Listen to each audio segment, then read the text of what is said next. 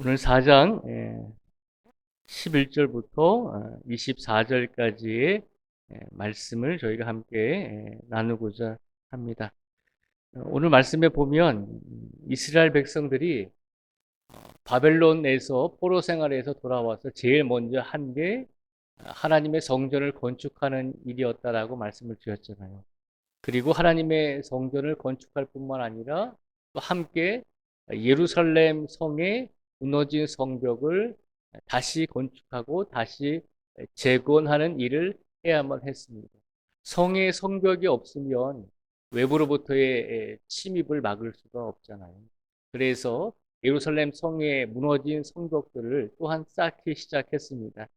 근데 오늘 본문 말씀에 보니까 이스라엘을 시기하고 질투하고 하나님의 성전과 하나님의 성벽을 다시 재건축하는 것을 막는 이방 사람들이, 하나님을 믿지 않는 사람들이 당시에는 이스라엘을 페르시아라고 하는 나라가 다스리고 있었기 때문에 페르시아의 왕에게 상소를 보내서 지금 이스라엘 백성들이 성전을 건축하고 성벽을 재건축하는 것은 반란을 일으키기 위한 행위입니다라고 그렇게 모함을 해서 성벽과 하나님의 성전을 짓지 못하게 하는 사건을 우리에게 보여주고 있습니다. 특별히 16절 말씀에 보면 이스라엘을 방해하는 사람들이 당시 페르시아의 왕에게 이렇게 편지를 보내서 이렇게 상소의 내용을 말했습니다. 16절 말씀을 제가 읽어드리겠습니다. 16절에 보면요. 이제 감히 왕에게 아뢰오니 이 성읍이 중건되어 성곽이 준공되면 이로 말미암아 왕의 강 건너편 영지가 없어지리이다 하였더라. 16절 말씀에 보면 이스라엘을 방해하는 사람들이 페르시아의 왕에게 편지를 보내서 이스라엘 사람들이 성곽을 재건하고 성벽을 만들면 왕에게 반란을 일으켜서 왕이 다스리고 있는 이 이스라엘 땅이 없어질 수가 있습니다라고 그렇게 모함을 했습니다. 그랬더니 이런 편지와 이런 내용들, 이런 모함을 듣고 페르시아 왕이 어떤 명령을 내렸냐면 성벽과 그리고 성전을 짓는 것을 중지하라는 명령을 내리게 됩니다. 그 내용이 23절과 24절의 말씀인데요. 23절과 24절의 말씀을 제가 읽어드리겠습니다. 23절과 24절에 보면요. 아닥사스다 왕의 조서 초본이 르흠과 서기관 심세와 그의 동료 앞에서 낭독됨에 그들이 예루살렘으로 급히 가서 유다 사람들을 보고 권력으로 억제하여 그 공사를 그치게 하니 이에 예루살렘에서 하나님의 성전 공사가 바사왕 다리오 제2년까지 중단되느니라. 아멘.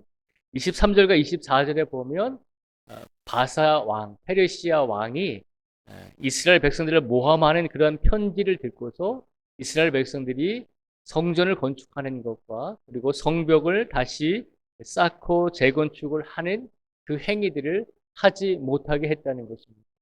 왕이 이 편지의 내용을 듣기로는 이스라엘 백성들이 성전을 건축하고 성벽을 세우면 다시 또 반란을 일으킬 것 같다라고 하는 판단이 들어서 이스라엘 백성들에게 성전 건축하는 것을 멈추게 했고 성벽 쌓는 것을 멈추게 했다는 것입니다. 오늘 이 내용이 오늘 본문 말씀의 내용입니다. 오늘 에스라 4장 11절에서 24절까지 말씀해 보면 이스라엘 백성들이 하나님을 위해서 성전을 건축할 때 그리고 이스라엘 백성들이 자신들의 안전을 위해서 예루살렘의 안전을 위해서 성벽을 건축할 때 많은 이방 사람들과 그리고 그것을 시기하고 질투하는 많은 사람들에 의해서 성전 건축과 성벽 재건하는 것이 멈추게 되었죠.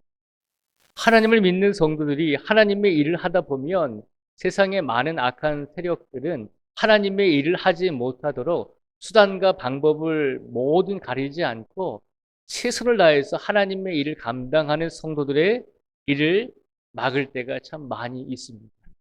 그래서 우리가 하나님의 일을 하다 보면 앞이 막힐 때도 있고 길이 없는 것처럼 보일 때도 있고 도저히 어떻게 할 수 없는 것처럼 그렇게 느껴질 때가 참 많이 있습니다. 그러나 오늘 이스라엘 백성들도 그런 상황에 처해진 것이죠.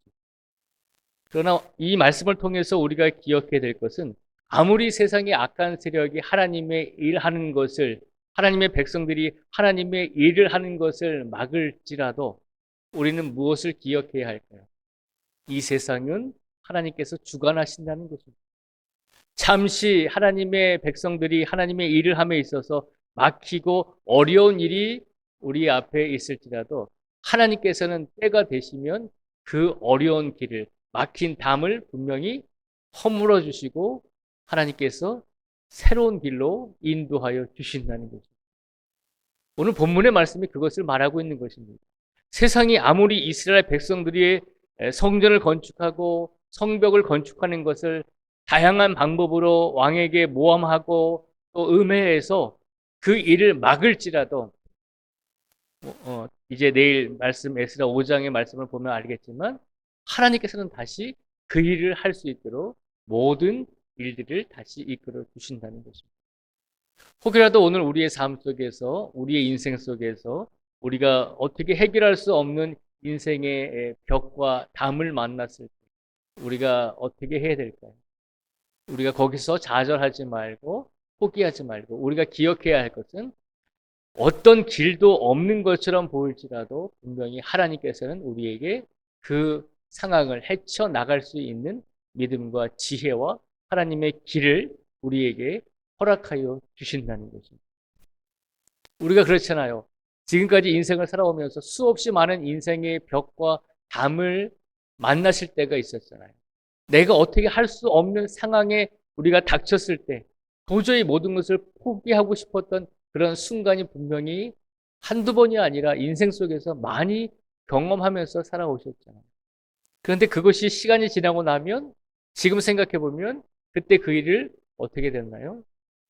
시간이 지나면서 하나님께서 길을 열어주시고 시간이 지나면서 하나님께서 우리의 마음을 담대하게 하시고 결국은 그 일을 통해서 하나님을 만나게 되고 그 일을 통해서 우리가 다시 인생에서 더 단단해지고 더 견고해지는 그런 계기가 되고 그런 경험이 되었다는 것을 우리는 알게 됩니다.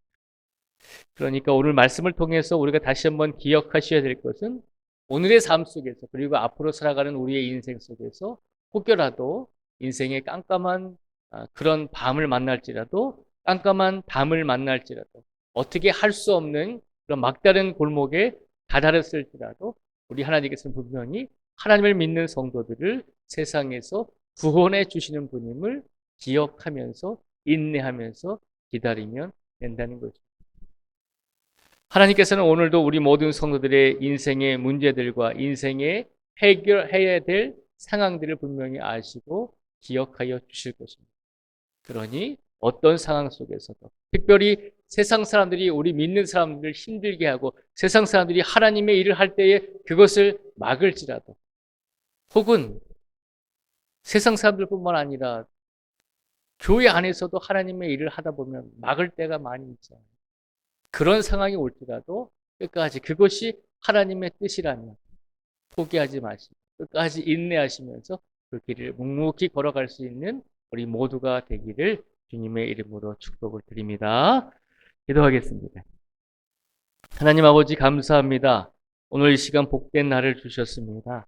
이스라엘 백성들이 바벨론 포로 생활에서 돌아와서 그들이 제일 먼저 하는 것은 하나님의 성전을 건축해 드리는 일이었습니다. 그리고 예루살렘의 성벽을 쌓는 일이었습니다. 그런데 그 일이 하루아침에 쉽게 이루어지지 않았습니다. 하나님의 성전은 많은 모함과 또 많은 세상의 반대 속에서 시작한 지 얼마 되지 않아서 성전과 또 성벽 건축하는 것을 멈추게 되었고 결국에는 16년 동안이나 하나님의 성전을 짓지 못하고 그저 그렇게 이스라엘 백성들은 살아가는 시간이 있었습니다. 우리가 보기에는 세상의 사람들이 힘이 너무 강한 것처럼 느껴집니다. 하나님의 일을 하다 보면 그 일을 막는 세력들의 힘이 너무 강한 것처럼 보입니다. 그러나 하나님, 오늘 이 시간 말씀을 통해서 우리가 기억하게 하여 주시옵소서. 믿음을 가지고 하나님의 일을 감당할 때 우리의 두 눈에, 우리의 현실에 길이 막히고 담이 쌓여 있을지라도 하나님께서는 분명히 때가 되면 그 길을 열어주시고 담을 허물어 주신다는 것을 우리로 하여금 알게 하여 주시옵소서. 그리하여서 오늘도 우리의 삶 속에서 하나님을 믿는 믿음으로 살아가고자 할 때 세상의 많은 악한 영들이 우리를 유혹하고 우리를 핍박하고 우리를 어렵게 할지라도 하나님 그런 상황과 환경 속에서도 우리가 인내하며 기도할 수 있게 해주시고 특별히 하나님의 일을 감당함에 있어서 포기하지 않고 끝까지 그 길을 걸어갈 수 있는 우리 모든 성도들이 되게 하여 주시옵소서. 간절히 원합니다. 오늘 이 자리에 나오신 모든 성도님들의 영혼과 육신을 붙들어 주시고 하나님께서 우리의 영혼과 육신이 평안하고 강건할 수 있도록 하나님께서 강권적으로 인도하여 주시옵소서. 또한 우리의 삶 속에서 필요한 일용할 양식을 하나님께서 채워주시고 또한 우리 모든 성도들의 가족과 귀한 가정 위에 복의 복을 더하여 주셔서 우리의 인생이 형통했던 것처럼 우리 자녀들과 우리의 후손들도 형통한 인생을 살아갈 수 있도록 하나님께서 축복에 축복을 더하여 주시옵소서. 또한 11월에 수능이 있습니다. 하나님께서 그 수능을 준비하는 우리 모든 성도들의 자녀들과 후손들 위해 하나님께서 마음의 평안함을 더해 주시고 그동안 열심히 준비했던 것을 최선을 다해서 시험을 치를 수 있도록 하나님께서 함께하여 주시옵소서. 특별히 간절히 원하는 것은 오늘 저희 교회에 하나님께서 귀한 찬양 사역자를 보내주셔서 하나님의 찬양으로 우리가 하나님께 영광을 돌릴 수 있도록 하나님의 은혜를 누릴 수 있도록 기회를 주시고 은혜를 주셨습니다. 아버지 하나님, 그 기회와 시간과 은혜를 주셨음에도 불구하고 우리가 그것을 누리지 못하는 잘못과 실수를 범하지 말게 하여 주시고 최선을 다해서 오늘 수요 예배와 또 찬양 축제를 통해서 하나님께 영광을 돌릴 수 있는 우리 모든 신앙의 공동체가 되게 하여 주시옵소서.